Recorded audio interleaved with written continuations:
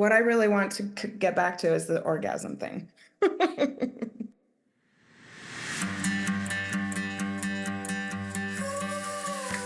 Welcome to Breakups, Broken Hearts, and Moving On with Janice Formicella.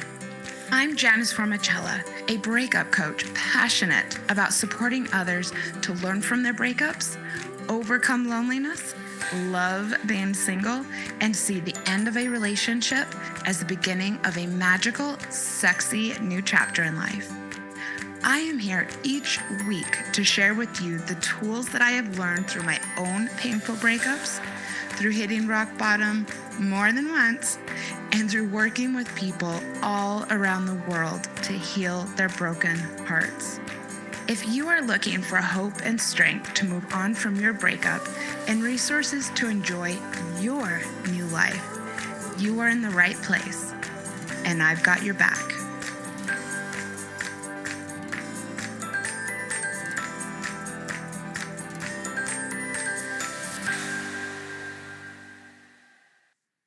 Let's do it.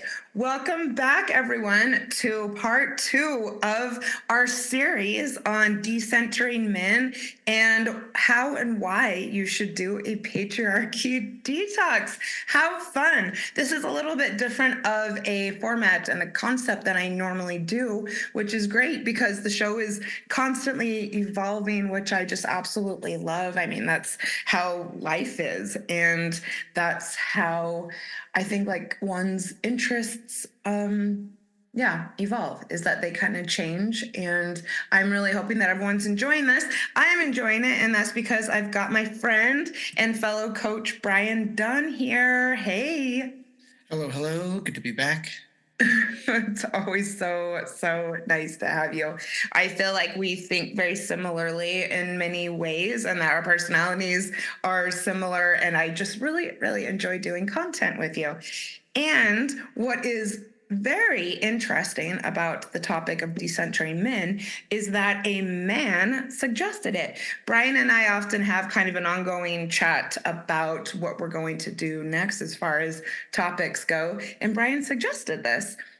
In the first part, we talked about a lot of terminology. We talked about some philosophy. We took a meta look at the concepts of patriarchy, the history, how we kind of got to this point. And today we're taking it from the universe, kind of like into the bedroom, I suppose. We're taking it from the universe, kind of like into the bedroom, I suppose, about how decentering men or centering men impacts just interpersonal relationships, how it impacts the way that men and women go about their daily lives, and the difference that taking this approach can make. And so, Brian, as a man, why is this important to you, and what are you looking forward to as far as the discussion on personally decentering men and the outcomes? Yeah, I think this whole topic is great because I think it's super important to question and sometimes even deconstruct the systems and values that we've grown up with, that we live in. And this empowers people to prioritize and hold themselves up as the most important person in their own lives. So women, at least in the US, no longer necessarily quote unquote need men for survival. But if a woman wants a relationship now, it's usually because they want love and companionship and a family. But it takes different ways of living and pursuing romantic relationships to achieve that goal. So no more settling for less, no more settling for bare minimum, no more coddling or babying or doing all the work to make relationships work. In the men's space, there's some of this as well, focusing on self-improvement, career health, et cetera, less chasing after women in your 20s. Although a lot of that is, and the underlying reason behind that is not necessarily from a great place. Sometimes it's just toxic, or that's a whole other episode. But still, I think it's a similar practice of focusing on yourself and your life. I'm super excited to talk about how to live a life centered around you and how it's okay to be selfish sometimes. Yes. And I think when you're saying that, you're speaking to some of the women in the audience, correct? Yes. As we're going to touch on, I think, Men are plenty used to centering themselves in their lives. Many are, at least. And that's because of conditioning. This is a no judgment zone. We talked a lot in the last episode, or the last part of this episode, about how this is just how we are raised, men and women alike. And I think that we can all just throw open so many doors of possibilities for how we can operate and function day to day when we actually put ourselves in the middle of our universe. So I've been looking forward to doing this part of the series. What lights me up about it is a couple things. First of all, I took several years off of dating, sex, all of that. We are going to talk about that quite a bit in this part of the series. I wouldn't say I always lived a life centering men. I got to a point even before I took my break that I was just kind of happy and confident and didn't really care necessarily if I had a relationship. I definitely viewed it as a bonus. I was very happy casually dating and quite thrilled having casual sex, to be perfectly honest. But what I will say is that in the lead up to taking the break, I didn't center myself. I'm not really sure what I was centering, but it wasn't me. And I just know how much my life changed when I took a break from sex and dating. And I just know the power of it.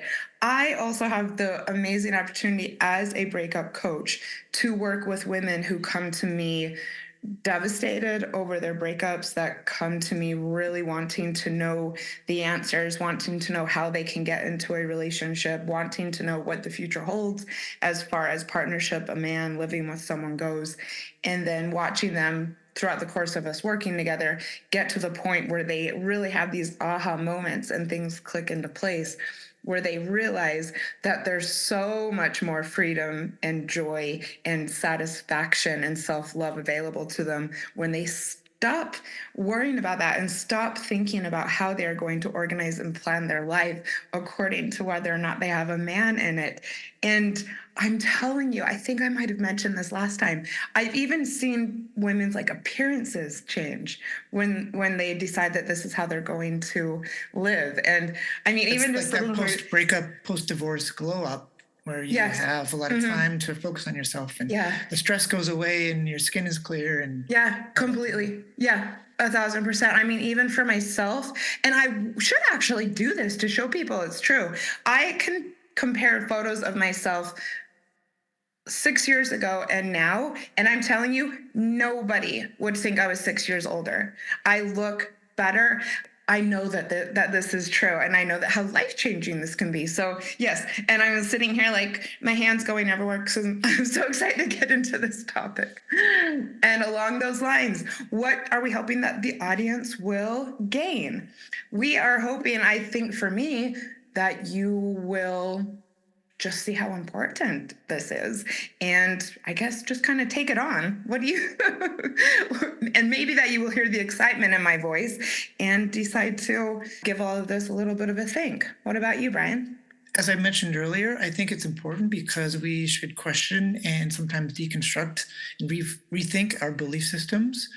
Sometimes that means decentering or deprioritizing, in this case, supporting men as the number one priority in women's lives. But that might mean for you taking some of these concepts, deprioritizing hustle culture and having 3 jobs, and more focusing on happiness and what brings you joy in life. But in this case, as Janice mentioned, if you haven't listened to the first part of the series, go listen afterwards if you want to get kind of that background context on patriarchy, misogyny, kind of internalized systems of belief and where all of that came from. But this whole system, whole decentering that we're talking about, is around centering men being about living according to patriarchy's rules, where men are the priority and women are there to serve men. And so what we're talking about today is living authentically for yourself. I know you talk a lot about living authentically, Janice. So yes, definitely. And becoming a whole person before you even think about bringing someone else into it. And a really lovely way to also think about it is, so for my female listeners, I would say, think about it as though you are making a choice to become your own sun and letting the people around you become your solar system, centering yourself. You are becoming a whole person on your own. And like I said earlier, living a life where you are complete already. If you find a relationship, if you happen to connect with a man, it adds to it. It does not complete it. And I suppose I would say for my male listeners, getting to a point where you want to encourage all of the women in your life to live this way, and that you want to be with a woman who lives this way. I think when two complete whole people meet each other and decide that they want to walk side by side, that amazing things can happen. And I think, I mean, really, this could change the world if more people were more focused on being complete before involving someone else. I mean, there's so much that you can do in a partnership that would this type of foundation. Definitely. And that's what it's about, becoming partners, whatever that looks like. Even if it is back to one person works, one person stays at home, that's a choice, a conscious choice that the two people made, not because you are prioritizing the husband, because you are trying to fit into societies and religions rules for women and how women should look, what women should do, and how they should act and think. So all of this Decentering Men is about becoming, yeah, your own sun, your own kind of center of your own universe, and people are there to fulfill you or to add to your life. Love it.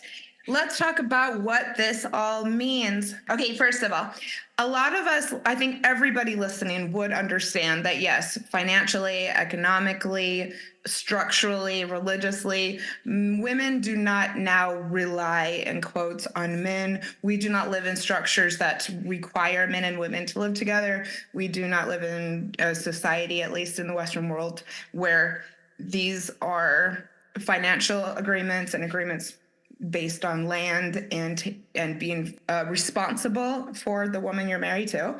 But what do we do with that? Yes, we understand that that's no longer how we form partnerships, but at the same time, women are still planning their lives around men. The classic example is not really thinking of what your life would look like 5 years from now without a partner. Brian, I'll let you take it from here. Yeah, I think a lot of the standards for women have changed, a lot of structural things have changed, but we still have some holdovers from how relationships Exactly. used to be, where even though women are evolving and going to school, earning, opening their own bank accounts, buying their houses, buying their own houses, etc. Previously, all a man needed for a relationship was to have a job and be a man. But now there is more criteria, and men aren't quite evolving as quickly. A lot of them, there's some pushback, wanting to go back to the good old days, quote unquote, when all they needed to find a partnership or to find a marriage or find a woman was to have a job. Now men have to be likable and be decent human beings, and that's where some at least are having trouble catching up and having trouble finding relationships. But a life centered not around men, not around finding a husband, not around serving your husband. Your worth is not about being attractive to men or your ability to find a husband. Where that used to be, even like 20 years ago, going in grocery store, the women's magazine Cosmo and whatever 10 ways to please your husband, or 10 ways to now find a man, kind of thing. So we no longer see that really.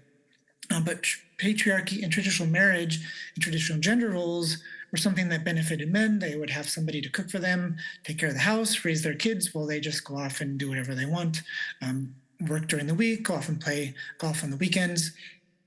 They would have somebody, the husband would have somebody to cook, clean, take care of the house, somebody to have sex with, some sort of life coach and therapist, support while building their career, going to school, getting those promotions, building their trajectory, building their 401k, somebody to take care of tasks like birthdays and holidays and vacation planning, all of the domestic labor, all of the house management. Yeah, and I mean, there is still quite a bit of content out there for women as far as how to attract a guy, how to attract a good guy. There's a lot of content out there for professional women as far as how to still be attractive to professional men. So yes, we may not see it in the same way as we used to, but it's still definitely a thing. And I still do have plenty of female friends in my life who I would say this would, finding someone would be one of the most important things to them. And so this is definitely continuing on. I think one thing we're seeing is there might still be some, but I think we're seeing a lot less of the how to minimize yourself as a woman, how to not intimidate a man, how to like be what the image of what you think of what people think a man would want, how to fit yourself into that box in order to be chosen. That's I Yeah. think what we're seeing less of, which is good. Yes. So the way things traditionally went, centering men meant making life decisions based around men or the husband. A woman losing herself in the relationship, in the marriage, losing track of herself. She would be Mrs. So and so or the wife of somebody, and even losing track of their own hobbies and interests, and the whole life becomes dedicated around taking care of the house, taking care of the kids. And so in that scenario, men are the main character and women are the supporting role. But like we talked about, if you go through a breakup or a divorce, you have a big glow up. That shows you are returning to who you were before the relationship because you had lost track of at least part, if not most, of who you were outside of the relationship by centering men, by centering your husband or your partner, and making everything about him. It's not to blame anybody. That's just how we're conditioned, how we're trained. And so this episode today is about how to reframe and detox your mind from that kind of thinking to be able to have more authentic relationships with yourself and with others. Yep. And I also think this could be really eye-opening. I do think sometimes, yes, when you have a glow up after a split, it could be because, yeah, you just completely lost yourself, especially in the last year of a relationship or the last kind of stretch before the breakup. We can become just so consumed with the things that are going poorly or wanting to salvage things. And yes, we can then find ourselves again. But for a lot of women, we're finding ourselves for the first time through exploring what it means to decenter men. And how exciting is that? I am a big advocate for solo living and being single and loving being single. However, I like myself a good relationship as well. And so I thought it would be important to definitely mention that decentering men is not about staying single indefinitely. It's not about not ever having a man or a partner in your life. It is about becoming your own best partner first and then seeing what happens. Because if you do desire companionship, you'll attract better people anyway. And at the same time, I think it's really important to look at our motivations when it comes to why we want to decenter men. And so I don't want to come on here and say it's important to decenter men so that you'll have better relationships. Because in my mind, that's still centering men. If the driving force behind wanting to explore this is so you can find a man, again, still centering. The whole point is design a life that puts you at the center. I will continue to say this. You have no idea what you are about to unleash and unlock for yourself if you can learn to do this. So, as you said, decentering men is more about centering yourself. So that's prioritizing yourself, having your hobbies, enjoying interacting with and staying connected to your family, your community, building your career or whatever that looks like for you, and maybe having a partner, but not having your life revolve around supporting that partner. Yep. It's the subconscious and conscious ways that we as women do this. And I think exploring that might be a little confronting, but once you can do that, you will unlock the subconscious and conscious ways that you can then begin to center yourself. Could be a lot of fun for people listening. So what this means is defining for yourself and together with your partner what the relationship looks like. So you're not being forced into the subservient caretaking role just because you're a woman. And having a partner that respects you as an equal human being with the same rights as men. So there's no superior, inferior, there's no dominant, submissive, except maybe in the bedroom, but that's with full consent, and maybe we'll talk about that. But that's the whole idea, is being equal footing, equal partners within that relationship. Brian and I have both been on personal journeys to learn how to center ourselves and learning what all of this means. As I mentioned earlier, I took quite a break from all of this. I was leading a life for quite a while that was, just one disaster after another, lots of chaos. I did have also relationships that were just one after another. They were very, very chaotic relationships, every single one of them, for about 5 or 6 years of my life, that I didn't really allow myself to have anything very, very stable. Everything was just just blowing up in my face constantly. And I was just always looking externally for other people to solve my problems, for relationships to be band-aids on the things that were going poorly in my life. And I got to a point where I was not just a shell of a person, but I was confused. I felt like I didn't have anything to show for my life. None of my relationships were anything to even look back fondly upon. And so I decided to take a break. As far as, how long and all of that, I find that to be a bit personal, but it was a number of years. And I never really thought of myself as having been celibate during that time, but I suppose I was, because I did not have sex for multiple years either. And what I learned was not just what it means to decenter men, but what it means to center myself. And I developed a lot of self-love. I developed routines that helped to bring me lots of joy and peace in my life. I learned to look forward to the weekends with knowing that I was not going to have a date. I was not going to hook up. I was not going to have any option at all to plan my weekend around what someone else was doing, and therefore needing to fill the time with healthy activities and pursuits. And I think that was one of the biggest things that I gained from being single for so long and centering myself, was pretty much being forced, whenever I had free time, to sit and just think, what would I most want to do tonight, or what would I most want to do this weekend, just with myself. And it really helped my intuition get very, very strong. And now today, when I am dating or having conversations with people about maybe what I may want to do, I definitely make better decisions because I'm so in tune with that side of myself.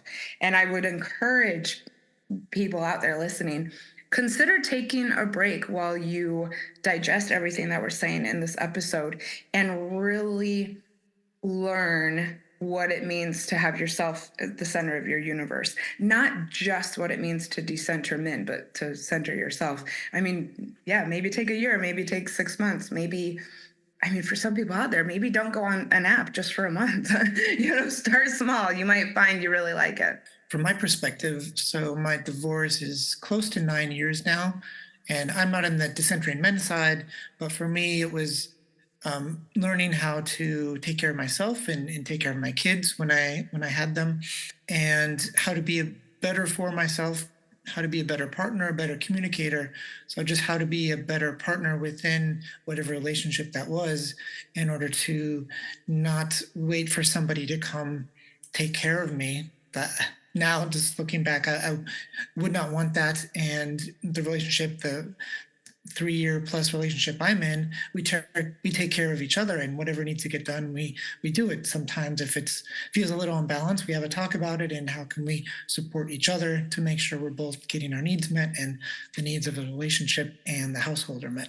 Yeah, and you bring up a good point, and we're going to really, really get into a bunch of this. In fact, just as I'm sitting here, I was thinking of more things that I gained from taking this break that have made me, I think, more magnetic. So yeah, let's get into all of this. All right, we are going to look at everything from the bedroom to the boardroom and things in between. So let's get into all the practicalities. Women, you have no idea what is about to happen when you remove men as the source of validation from your life. You are going to come back to what your essence truly is. And I do think there's so much talk about being authentic, dating authentically. But really, what does that actually mean if our motivation is just the man, if our motivation is just the relationship? How can we really show up our most authentic selves? Also, if we don't know what that means, if we haven't lived a long period of time in our life centering ourselves, how do we bring that to the table? And I will say also, it will make it harder for us to be manipulated. It will help us to make better decisions, and it will help us to be able to walk away from things easier. Brian, what do you think as far as men are concerned? What will they get from deconstructing the patriarchy? Yeah, great question. On the men's side, it's not decentering men so much as decentering yourself, like you said. So this includes deconstructing patriarchy. We went into patriarchy and all of that in depth in part one. So again, be sure to go check that out.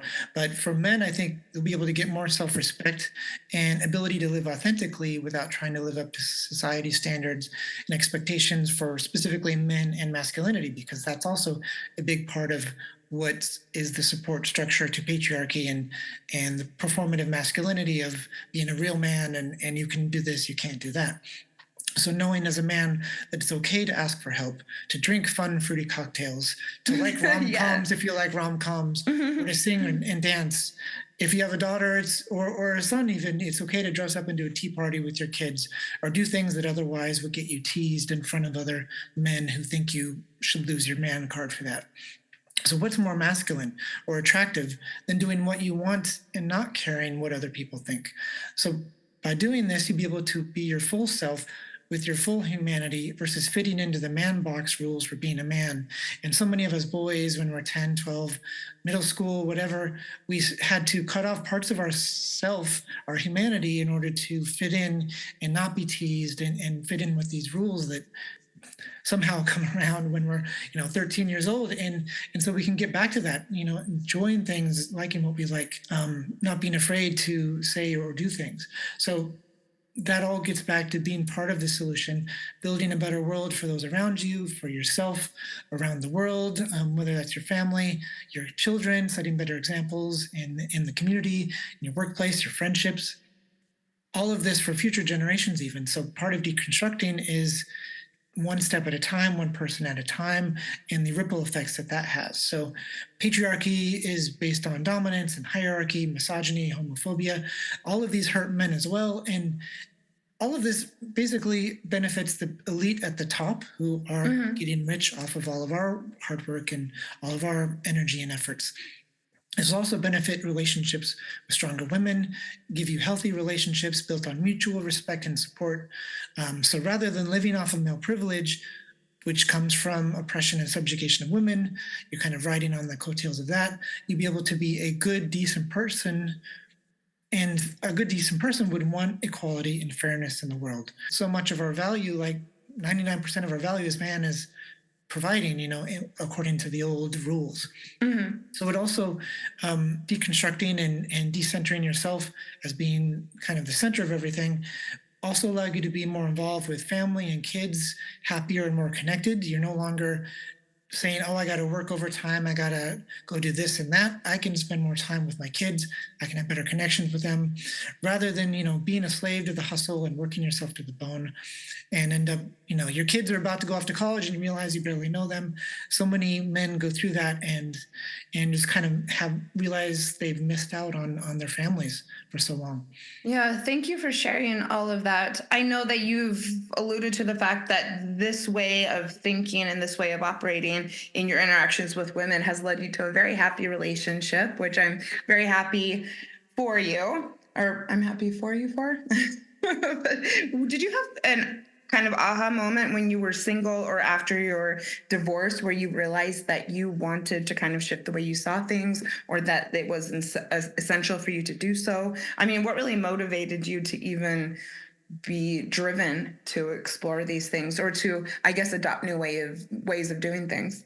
Yeah, that's a really good question. I don't know that I necessarily was super strict and adherent to like the patriarchal rules. My ex-wife, she was a stay-at-home mom, although off and on she had part-time jobs. But we had kids, and before they go off to school, you need to, they're going to be at home. So and daycare is very expensive. That was just how we ended up doing it, not because I dictated that or wanted that, but just that's how it worked out. Yeah. I don't know that I necessarily had the idea that, oh, I need to sit back because why should I? That's her job to do that. There were things I could have done better, but just coming out of that marriage and having some realization, some of it was just around my temper and my ability to control my emotions and anger and interacting with my kids. And I had some really deep conversations, especially with my elder, apologizing for having lost my temper here and there, and hoping I didn't traumatize them and fate them to a lifetime of therapy. It was like, I'm really sorry. I was the adult. I should have had better control of myself, and you were just a kid. So just really having those kind of conversations. After my divorce, kind of going through detoxing the whole nice guys. There's a really awesome book for men, but it's great for women to read, called No More Mr. Nice Guy by Dr. Robert Glover.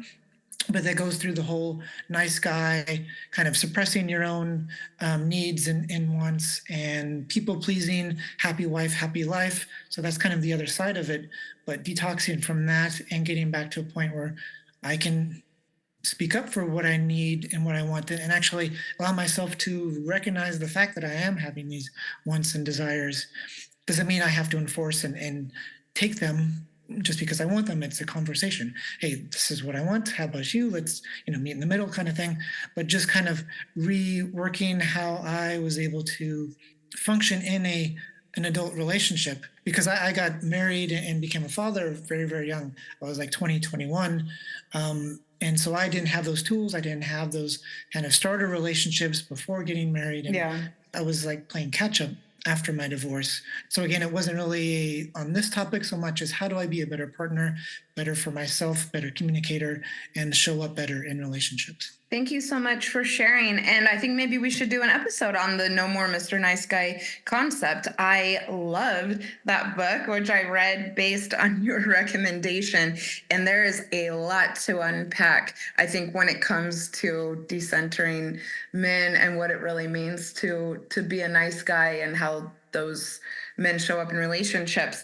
Let's get on with it, though. We know, or we've gone on a bit about what you can potentially gain from decentering men, but ladies, how do we actually do it? Let's talk about personal. We are going to talk about how to do this in your personal lives, how to do this when it comes to community. We're going to talk about how to decenter men in dating. We are going to talk about how to decenter men in the bedroom and with sex, and then in relationships. Let's get started with personal. The first thing is letting go of the fairy tale that romantic love will fix everything and that it will lead to the happily ever after. There are so many people out there today talking about fuck the happily ever after, be happy now. And so I do think seeing life in those ways and not continuing to say that the man or the relationship is the one thing missing. I honestly hear women say that all the time. It's the one thing, the one thing. Just imagine if you could just make your own puzzle complete. So first of all, yes, there's that. I think it's personal. I think it's perfectly fine to desire a relationship, but to your point, don't put your life on hold or be unhappy because you think that one thing will suddenly make you happy. Yep, we're not in limbo. And I do, like I said, I hear women saying this, that they feel like even their life is on hold. Believe it or not, I do have female friends say that. And also these ideas that, he's out there, or this is the year to find him. That type of thinking and repeating these types of things is going to just continue to ingrain inside of you that you are not complete. I mean, really, you have everything inside of you that you need in life. You have everything inside of you that you need to be happy. And if relationship is something you desire, operating in the world in this way will make you more attractive to everyone. And along those lines, thrive in your singlehood. Do not get up every day wishing that you had someone. Learn to love life, no matter your relationship status. As far as decentering men and maybe getting to the root of what your motivations for desperately seeking partnership goes, and potentially making some missteps along the way, try therapy, try coaching. I work with lots of people on processing their last relationship and then figuring out what they actually want moving forward. Get support. It will probably be a complete game changer for you. Learn to listen to your intuition. As I said earlier, that was one of the best things that came out of my break, is that my relationship with myself and listening to myself is a skill that still serves me today. And it serves me in my friendships. It serves me in pretty much every decision that I make. Brian, do you have anything else so far? Yeah, I think that looks like the trusting your gut, trusting your intuition. That sort of comes into people pleasing, where apologizing when you don't need to apologize, or Yes, that's a saying good one. yes when you don't have time or the energy, or you just want to not rock the boat or not make someone else unhappy. So I think a lot of centering men or centering other people comes from just being trained to people please. So I think being able to let go of that one step at a time, I think, is really important. Yep. And we are talking about how to decenter men just in your life in general, and directly related to what Brian just said. Learn to have just general better boundaries in your life. You will find that if you can do this generally, you will be able to do it much better when you are interacting with men, and when you are interacting with someone who you could potentially date and get to know.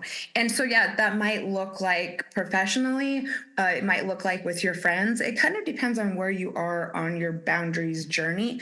I suggest to a lot of people, if you want to decenter men and really learn how to form a good relationship with yourself, you may want to start with the boundaries that you set with your family members. This is often wonderful practice for people, and also very, very eye-opening to see the lack of boundaries that people have in their intimate relationships. And it does often, yes, come back to how easy is it for you to say no to your mom or your siblings, or any family involvement or family get-togethers. Where is it where you completely lose yourself when it comes to these people? The better you can get with that, the better you will be able to continually center yourself in your life. And I think that's really great, because sometimes we may have certain practices, or confident in certain things, but in a romantic relationship, some of that goes out the window sometimes. So being able to build that boundary muscle, like being able to say no, or put a kind of draw a line in the sand, whatever that looks like, stop people pleasing. If you're doing that in other areas, other arenas, then when it comes to a romantic partner, it's a lot easier to communicate and enforce that boundary, because you're less dependent on having that person like you, or not run away, or whatever that looks like. Yeah, 1,000%. And it all goes back to keeping yourself at the center. A tip that I will give as far as your personal life and getting used to centering yourself and decentering men is, when you are faced with a social decision, when one of your friends asks you to do something, tell them that you will get back to them. I think that a lot of us feel pressured in the moment to say yes to something, and we don't really think about what our gut is telling us. We don't really think about what we'd like to do. And this is a great way to learn to listen to your intuition. It is a great way to show other people in your life that you are centering yourself. You remind yourself that you're centering yourself. It's a good habit to get into and a good practice. So if this is something that's lighting you up, maybe play around with that a little bit. And as far as how to love being single and thrive being single, get out a pen and paper because I've got quite a few episodes to suggest for you. And yes, I will link in the show notes. First of all, oh my God, I am getting up on 200 episodes coming up. And I did, thank you so much. I'll have to do something special. I'm not sure what yet. I did an episode all the way back in the beginning, episode 38, Loneliness and Breakups. I did a great episode 111, Why Are You Still Single? Which is not what it's not about what it sounds like it's about. It's actually about how that's a stupid question and how we should stop making relationships priorities in our life and how we should celebrate people who are single, celebrate the single journey, and stop having such a bias towards people who don't have partners. So check that out. I just did one recently, episode 188. It's called I'm Single, Now What? Which is basically kind of a little primer for people who have just broken up and feel like they don't know what their life is going to look like without their partner, or maybe have never really been single for a long period of time. In between episode 183 and 184, I dropped a bonus episode that has been so popular. It's called Living a Remarkable Life Solo. It's with my friend Dr. Peter McGraw, who is the author of the book Solo, Living a Remarkable Life on Your Own. And check out this one, episode 161, People Pleasing. You may not realize how much people pleasing goes into making subconscious decisions to not center yourself in your life, and how living a life only based on how other people see you is really holding you down. And at the core, this is what a lot of this is about, is living a life based on what you want and being motivated just by being at peace with yourself rather than others. Let's talk about how we can decenter men in our community, or in our, I guess, could we call that like our semi-public lives? Yeah, with friendships and friends and everybody around you, I think having that support system and that outlet to fill up your cup, so to speak, I think that's super important. And then at the same time, if you start dating someone, if you get into a relationship, not neglecting those connections, those friendships, maintaining those, and still having that be part of your life and not just something that, oh, you better send a Christmas card kind of thing. So, Mm-hmm. And if you are single listening to this, I talked about this actually in episode 188, I'm Single, Now What? And that is, statistically, single people across the board have more friends than people who are in relationships. If you are single right now, take advantage of this time to grow your community, strengthen your relationships, meet new people. Find, your local tribe, find people who will be there for you no matter what. This will make you happier being single. It will instill in you the sense and the knowing that you will be okay with or without a relationship. And again, it puts yourself at the center. You're making sure that you're looked after. And again, you are building a life that puts you at the center and that is already full before you meet someone. And so I would actually say that this is one of the biggest opportunities that being single gives us, is to grow our communities. And there's a lot of community to be found online because you can connect to basically anyone in the world. And I think that's super important, especially to be able to share your stories, hear other people's stories, especially in the, oh my God, I thought it was just me, but there's dozens, there's hundreds, thousands of other people who have had similar experiences, so you can feel like you're not alone. I think this is very important in the healing process. There may be certain communities that you want to step away from once you're ready to move on, because you don't want to stay stuck in a cycle of going over and ruminating over the bad experiences. but just finding that online community and connecting with people. Janice and I connected online, and we live nowhere near each other, but we connected. So I think that's really important to lift you up and help you feel not so alone. I absolutely agree. And I continue to hear that people believe that it's somehow harder to make friends as adults. And I would actually completely push back on that. I think that maybe we grow out of comfort with meeting people. I think a lot of us stay at home rather than going out in public and taking ourselves out and kind of seeing what happens. But also there are so many opportunities, yes, online, to meet people virtually and in person. I would suggest to people who are trying to build their communities as far as online goes, I am in several Facebook groups just for my neighborhood, that where people get together. There's like buy nothing groups where people are just swapping belongings. There are just neighborhood boards on Facebook where people get together. People are going and having walks in the park. People are just kind of conversing about what the hot spots just in my immediate neighborhood are. So check that out. Any interest that you have, there is probably going to be a thriving online community for. I am on an app that is just for people in the solo community. I have made friends through that because these are like-minded people.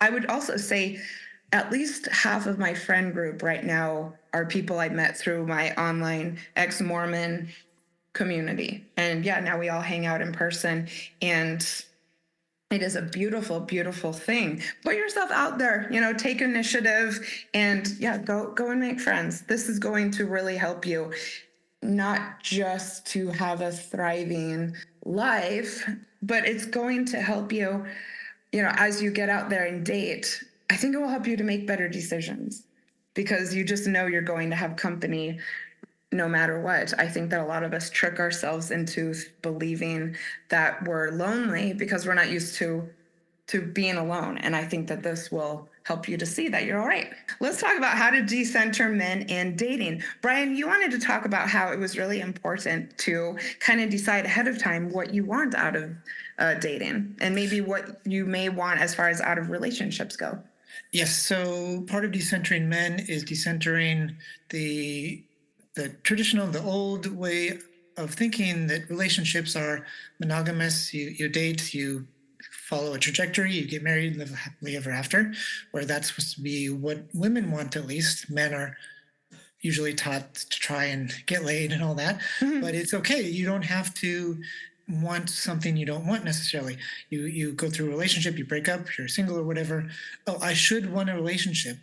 I should date to find a relationship. Maybe that's not what you want. Maybe you want to focus on your career, but you still want companionship or kind of interactions with men, with other people. So kind of letting go of relationships are only come in one shape and size. There's casual dating, there's friends with benefits, there's being in a monogamous relationship, there's consensually non-monogamous relationship, whether it's poly or open, whatever that looks like. There's living together or living apart, but you're in a relationship, you're just living in separate residences. There's marriage. So it's okay to want what you want and to admit to yourself, actually, I don't want a relationship right now. I just want kind of parts of something that serve certain things that I'm in the need of, but I don't necessarily want everything that comes with it. Whatever it looks like for you. If you've been married for 15 years, you don't necessarily want to jump back into a serious relationship while you're still healing, but you may still want to go on dates, or you may still want, physical fulfillment, all that kind of stuff. So take some time, really figure out what it is you want versus what you think you want based on whatever you were taught or indoctrinated with. Yes. And again, making decisions based on you, maybe not based on what the other person wants. I can say I faltered on this a little bit. I really prefer to be in non-monogamous relationships, and it was hard to meet people. And I did here in Denver, and I did get into some relationships kind of more based on what the person I was attracted to wanted rather than what I really wanted. And I can say didn't end well. Another way to center yourselves and decenter men in dating is think about your values and what motivates you, and therefore maybe what values you may want the other person to want or to have. I love working with my clients on doing values work. And I do think before you get out there, yes, what drives you in life? And that will help your decision making process, I believe. And that also extends to relationship roles because you may want kind of egalitarian, a very equal partnership. But as soon as you get official with somebody, they may pull back. The guy may pull back and put expectations of, oh, you're cooking, right? You're gonna clean my house, whatever. So just kind of having that established ahead of time. This is the kind of relationship I want. These are the roles, or there are no roles, or there are roles. We work it out, but having that ahead of time, anything is okay. Like we said, it's okay if you want to be a stay-at-home person or be the breadwinner or both work or whatever that looks like, as long as you are consciously choosing it and it works for both of you, not out of an expectation. Oh, you're a woman, so get in the kitchen, kind of thing. Yes, wonderful. And don't settle for anything less. And that's why it is so important to thrive being single. Think about all of these things ahead of time. And then once you do get out there and start dating, really promise yourself that you are going to make sure to get all of this and to not settle. And along those lines, be willing and ready to walk away, literally or metaphorically. When we are happy being single and when we center ourselves in our lives, we make better decisions. We are more aware of the red flags that Brian is going to walk us through in a moment. And therefore, we are more confident and comfortable and ready to walk away from something that doesn't feel quite right, or maybe something that maybe we realize doesn't have the long-term potential, or something that just doesn't completely light us up and make us feel 100% safe. But it starts with getting really, really, really clear on what all of that looks like first. Brian, and to avoid that trap of something is better than nothing, it's really important to work on, we talk about values, what you want the relationship to look like, but also what are your non-negotiables versus your nice to haves. Sure, it'd be nice to have somebody who makes $500,000 a year and is 6'6" and whatever, but those aren't necessarily key components to make or break a relationship. What are your non-negotiables? What's the nice to have but aren't necessarily a requirement? And when we talk about like don't settle for mediocre, that's minimal effort. That's not a good communicator. That's non-consistent, boring, and no chemistry.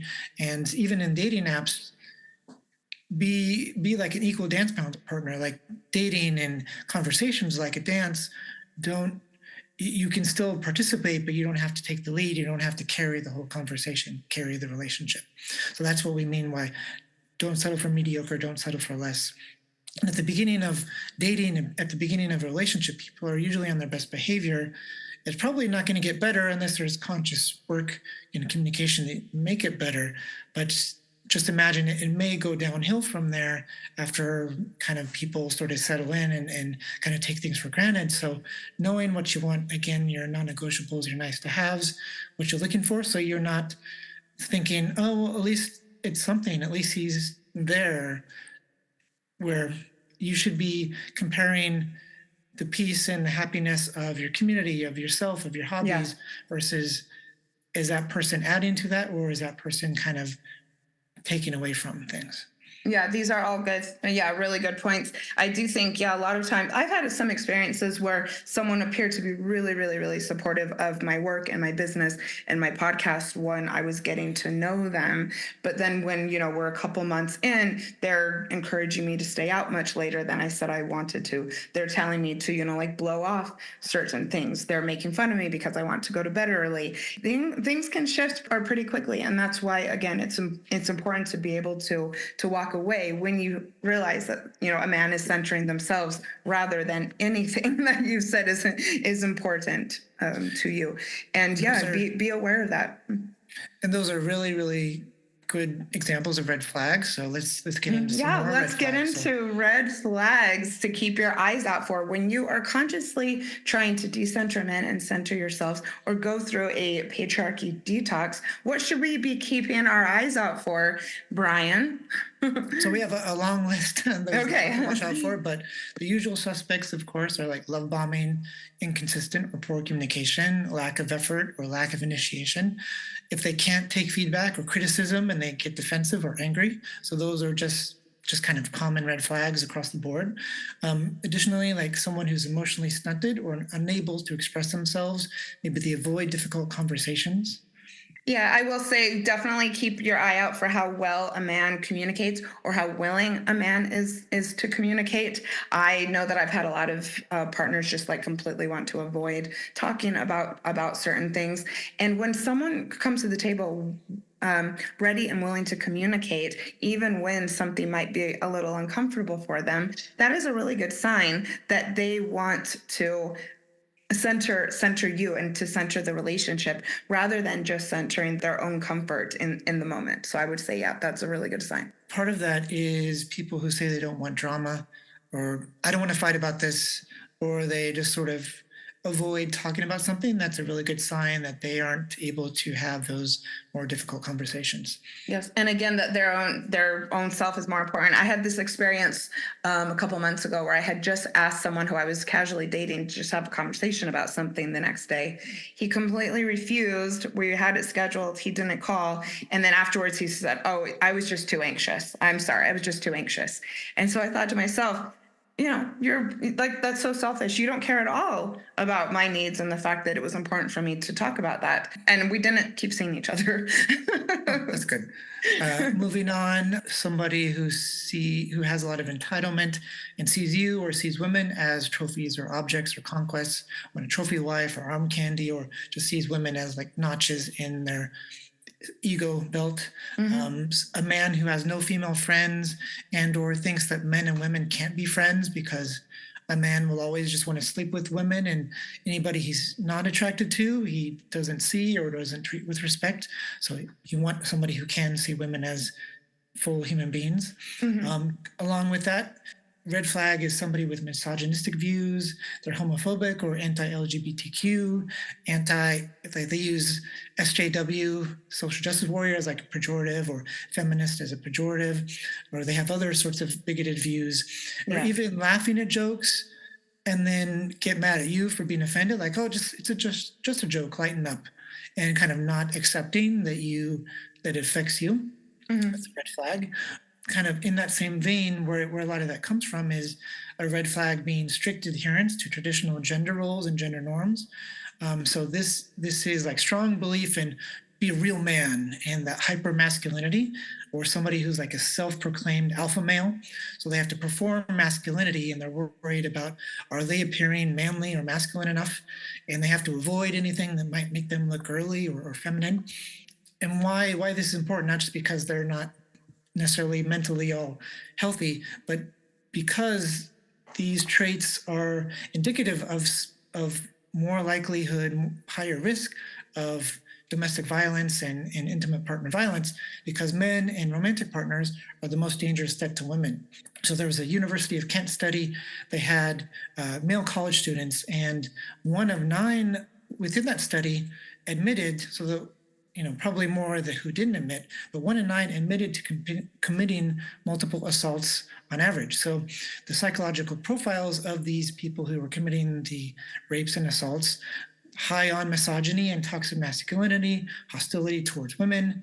They thought that women who are drunk are at fault. It's their fault if they get assaulted or get raped. Men who see their own struggles in life as the fault of women because they feel entitled to women and access to women. And so when they don't get that, they feel resentment and revenge. They have low emotional regulation, high aggression, so temper and anger issues. And in contrast to that, the men who did not assault or said they didn't assault, they have much lower on these scale or the spectrum of these strong beliefs. So there are good men out there, but just watching out for signs of these, hypermasculinity, alpha male, aggression, anger, entitlement, blaming women. Those are good indicators that there are also potential risk, like physical and mental, emotional risk to you. Yeah, thank you. And these things are very, very common. I mean, domestic violence is just as, there's just as many cases of it today as there ever have been. And I mean, it's something that I keep an eye on for sure. I think that for some reason it's something that we don't talk about as much. I'm not really sure why, but I do think it's really important to continue to center yourself as women in relationships and in life, because seriously, if you meet the wrong guy and if you ignore the red flags. And if you stay in a relationship with someone who doesn't care about any of this, your life could be at danger. I said this in the first episode, but it's true. If you get into the wrong relationship, yeah, the guy could actually kill you. So let's talk a little bit about the Me Too movement and the instances where men can actually deny that any of this is actually taking place in society and how that is a red flag. I've thought about doing an entire episode on this, and that's because it's just gotten to irritate me so much. I even hear podcasters and thought leaders who I respect saying that men just don't know what's right anymore, and it's because of Me Too, rather than Me Too was because men couldn't be trusted. Brian, can you touch on this a little bit and how this is a red flag and what it really means and why we should pay attention when men talk about the movement this way?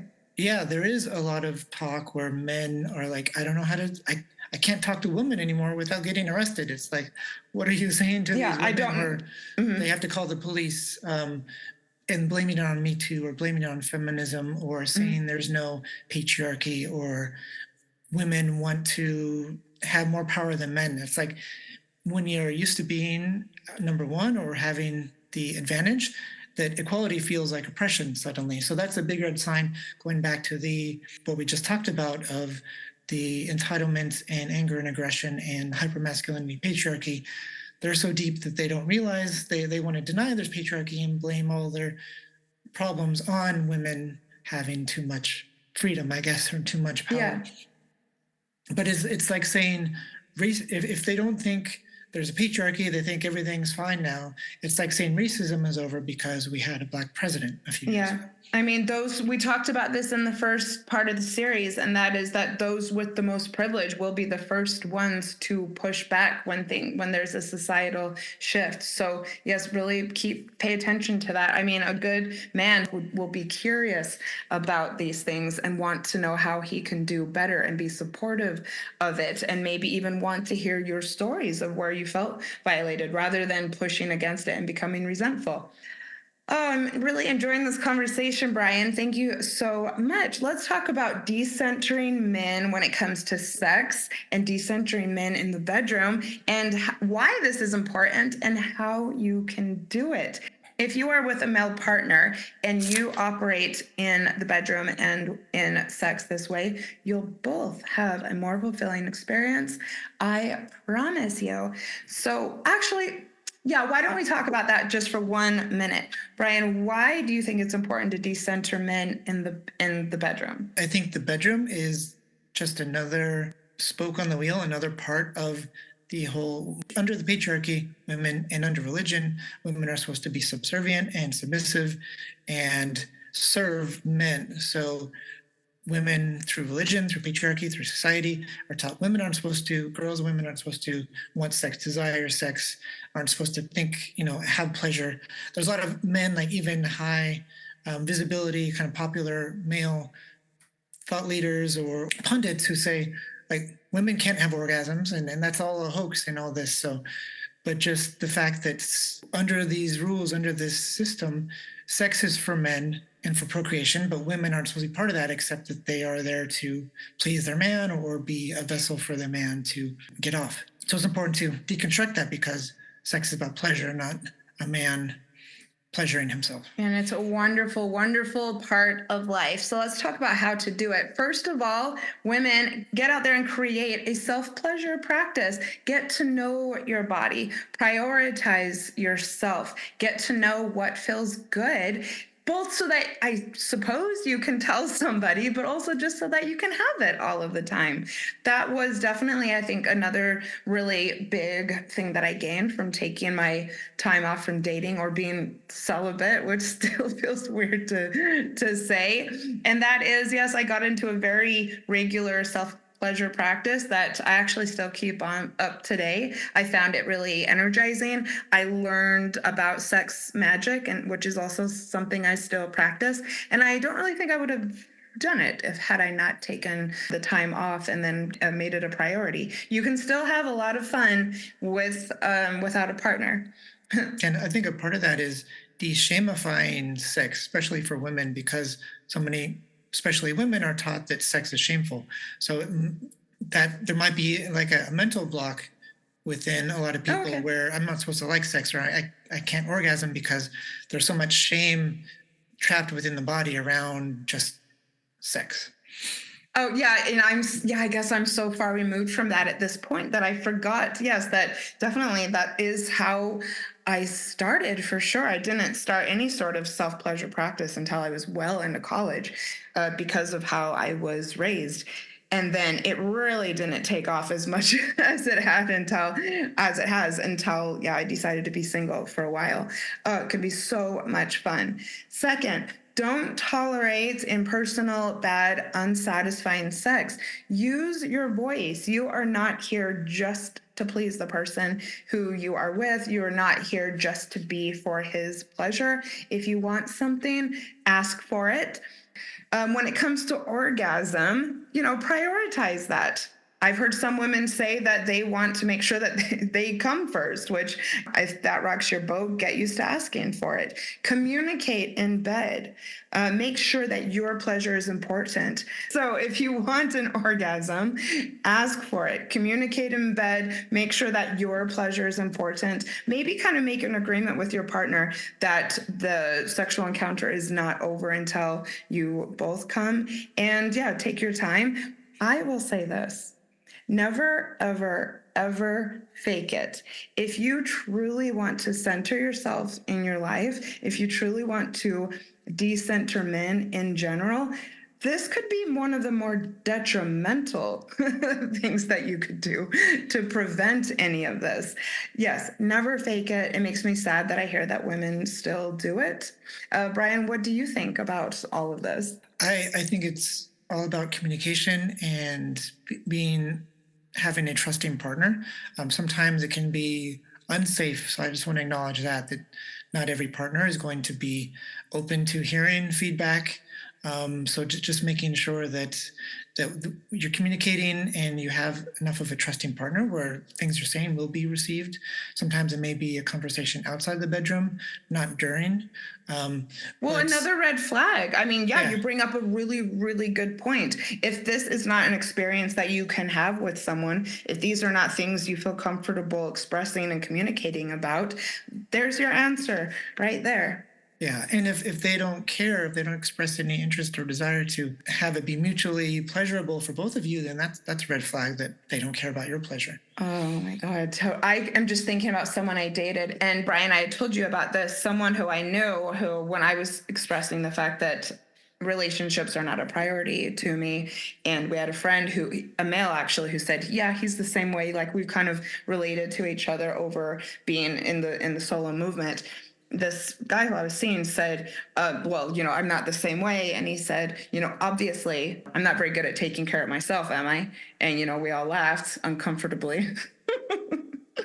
And yes, he was also one of the people I found it hardest to communicate sexually with, for sure. I mean, there is all of this bleed over. I mean, really, if guy is like this in one aspect, I think he will probably be like this in all aspects. Definitely. So keep your eyes out for the red flags, and then be willing to accept that this is probably not going to work out long term for you. And moving on, I think part of exploring your desires and de-shamifying is exploring maybe like a sexual bucket list. Yeah. And things that might be curiosities or kinks, things you want to try.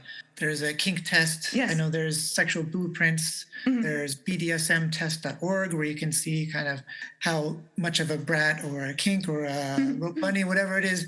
So just kind of allowing yourself to wonder and have curiosities about things that you might enjoy. Yep. And then be willing to share it with the person and, have a conversation about it. And, remember, your pleasure and your satisfaction is your responsibility. And that also, involves centering yourself and getting familiar with what that even means. Let's talk about how to decenter men in relationships. There's dating and getting to know someone, and then there is what happens now that we've decided we're going to move forward. Brian? We've been talking about this, but just to drive it home, always look for partners who have attitudes that align with your values and what you think a partnership should look like, how it should function. And that could be roles within the relationship, roles within the household, et cetera, et cetera. And someone who's able to communicate and have maybe challenging conversations about what that looks like. I also want to look for partners who are emotionally available, emotionally stable, emotionally intelligent, and again, who can have conversations, are able to take feedback without getting defensive, without turning it into an argument. It's important to avoid bad or toxic communicators. And you can see early on if you are setting boundaries, how are they reacting to those boundaries? How are they handling disagreements where it's not even a fight, but they just have a disagreement? How do they handle that? What are the fights like? Because a relationship can be awesome 80, 90, 95% of the time. But what happens when there's a hiccup, a speed bump? Also, it's not your job to train and heal and teach someone how to be a good partner. So maybe there's work you do together or couples therapy and you work on communication because maybe one or both of you have insecurities or things, triggers that come up. That's perfectly fine. But again, it's not your job to train someone, teach somebody how to be a good partner for you. And then attachment styles, I think is important to, in order to decenter men and center yourself, have a healthy relationship that's more equal. It's important to work on your attachment style if you have a more insecure style. So it's okay to be avoidant or anxious, avoidant, whatever. That doesn't mean you can't have a healthy relationship, but it might mean you need to recognize and kind of identify what some of your triggers or some of your instincts might be and counter those and sort of self-soothe those sort of gut reactions and have a clear look. Is this relationship, does this person meet my non-negotiables? Are they a healthy communicator? Do they have green flags and a lack of red flags? So being able to recognize that and navigate insecure attachment styles, I think, is very important. I like that you bring up attachment style and self-soothing. I mean, really, when it comes to centering yourself, self-soothing is kind of the epitome of this practice. And leaning on just yourself and your inner resources to be comfortable and secure rather than necessitating someone else coming in and solving it for you. I think that there's been kind of like a proliferation, I suppose, of acceptance for anxiety and for the anxious attachment. And really, when it comes down to it, when you allow yourself to get so anxious about either the relationship or what someone else is doing or how things are going to go, you really, that's the opposite of centering yourself. And so, yeah, I would really encourage people to maybe look at that. I think people are very quick to say how anxiously attached they are. You know, how is that really showing up for yourself? How that's completely centering the other person. So yes, thanks for bringing that up. And I think this all comes down to that the biggest point, the biggest takeaway is be okay with being single. Don't settle for someone that isn't on your level and know that it's okay to walk away when things aren't working. And this goes with, so we talk about self and community and dating in the bedroom. These carry over into relationships because you can't go from red flags and kind of bumpy beginnings into a healthy relationship, healthy marriage. Is going to be on the same trajectory unless there's a lot of proactive work. So whatever you are getting into from that start of the relationship, expect that to just continue. You are going to need to be ready to walk away, go back to your values, go back to your non-negotiables, and pick something. Maybe just kind of at the core, the center of this is, rather than old school, he's a man, he has a job, he can rescue me, he can take care of me. You don't need that anymore. So being able to pick rather than waiting to be picked. Yeah, and that's something that I hear a lot of people say too, and men as well, that women seem to go out there when they're dating with kind of the idea of hopefully I will get picked. Hopefully he will choose me, rather than that she's already okay on her own, or ooh, what do I want, and where is my decision, or where do I come into play with all of this? And I have to say, I really think that men can tell when you're operating from a place of please pick me, and I think that it makes them respect you less and really care less about what your experience is. A lot of times I've dated someone who liked me and then kind of assumed that because he was so into me, we were, going to start dating and going to just like automatically get into a relationship. And it made me resent him so much because he was obviously not checking in at all with even like what my reactions were to the things that he was doing. And I think that I've had that experience because men have probably gone out there, and these guys in particular have gone out there, and this has been what's happened when they liked someone. It just kind of automatically happened. Exactly. When you're not speaking up, when you're not asking for what you need or holding certain standards, it's sort of on autopilot. Yeah, And they exactly. think, oh, well, I don't have to put in effort. The Yeah. guy thinks I don't have to put in effort. I don't have to be accountable. I don't have to be consistent. They'll just go along with it. They're the Yeah. cool girl. They will not bring drama. And that way they don't have to change. They don't have to step up and be a good partner. They can just rest on status quo or whatever they've been doing because they know you will put up with it. And that's Yep. what me from. I had an experience recently where I went out with someone. I said I wasn't interested. He actually completely ignored me, continued to ask me out, say that he really liked me. We were going to be friends, which is what we had agreed upon. And then it became very clear that he was just completely throwing what I had said out the window. I let him know when he had asked me out again that I just wanted to make sure we're on the same page, that we just were going to stay friends. I wasn't interested in anything romantic. And he was very, very upset. And you could tell that he was not used to hearing this. And also, yeah, that I think that he had just assumed, even though I had said that, yeah, I probably really actually did want a relationship, like who wouldn't? Yeah, exactly. Brian, what a great series this has been. Thank you again for suggesting the topic. Thank you again for all of the great information. Thank you for sharing your own experiences. Thank you, for being a good friend, a good collaborator on all of this. It's a pleasure as always to be here. And this has been such a great conversation and really enjoyed talking to you about all this and making some great content for your listeners. Yeah, thank you so much. I really hope that everybody who listened gained something. Let us know. Come and visit me on Instagram. And just let me know what your takeaways from the episode were, if you could relate to any of it. And let's chat about it. If you want to take some of this to the next level and start dating again after your breakup, hit me up as well. You can schedule a free intro call using the information in the show notes.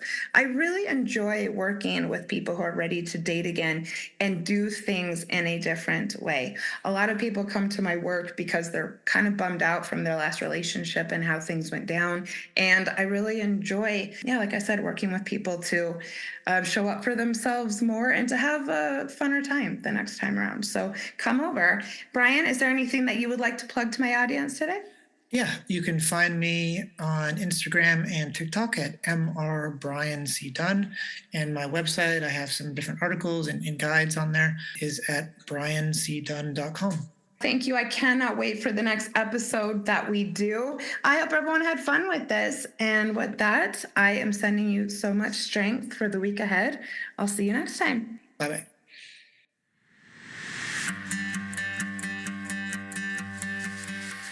Thank you for listening to Breakups, Broken Hearts, and Moving On with Janice Formicella. I sincerely hope that you found today's episode inspirational or useful. I would love to support you on your healing journey. All you have to do is send me a message on Instagram at Breakups Podcast or email me at breakupspodcast@gmail.com, and I will be in touch to get you started. Remember, if you are struggling with a broken heart, your feelings are temporary. I am sending you so much love and luck for the week ahead. You've got this.